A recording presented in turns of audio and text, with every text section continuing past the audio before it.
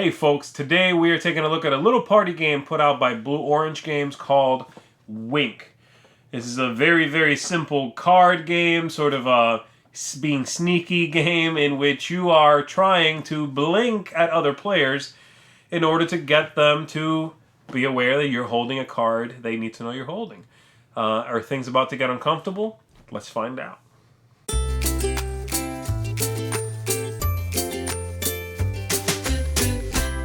At the beginning of the game, you're going to shuffle up all these cards. You're going to create a big grid on the table, 6x6 grid. Everybody's going to get a little card like that with the matching pawn. They put the card in front of them. Pawn as well for now.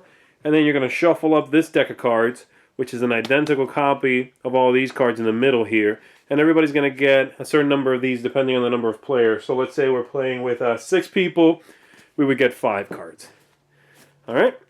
And then we would look at which ones we have here. Oh, le moustache. And so, on your turn, another thing you get 4 of these cards. The J'accuse cards. And I'll talk about those in just one second. The way the game works is very easy. You're going to take your pawn, you're going to put it on any card out there that you don't have. Let me make sure I don't have that. Nope. And that's all I do on my turn. And then everybody's going to do that all the way around the table. When it comes back around to me, I have to know who, if anybody, has that 10 card. And the way they told me that is by winking at me without getting caught. If at the beginning of my turn I go, John over there has my card, and they go, yes I do, and they flip it, they reveal it, then I'm going to take this off, I'm going to score this card under my pawn card here, and they would take the one from their hand and score it as well. Each one of those cards is 1 point. And then I would move my pawn somewhere else. Making sure again, not that one, that I don't, making sure that I don't have that card, okay? I would do that, and we continue. Everybody's doing that. So if someone, let's say, later on, does go there, then I have until the beginning of their next turn to wink at them without getting caught. Why without getting caught? Very simple. If I do get caught, if someone catches you, they can play one of these cards and go, whoa, I caught you winking at so-and-so. If that's correct, then you're going to take both of the cards, the one from the table and the one from their hand. You're going to get rid of this one, and you're going to stick both of those under this card here. You're going to continue doing that until either someone has run out their hand of cards, or there's nothing left here, because basically when it comes back around to my turn, no one has the card, or I didn't catch anybody winking. I would just flip it over and then move this pawn somewhere else. So, once the game's over, you count up how many cards are under your little card here. Whoever has the most under there is the winner of Wink. That's it.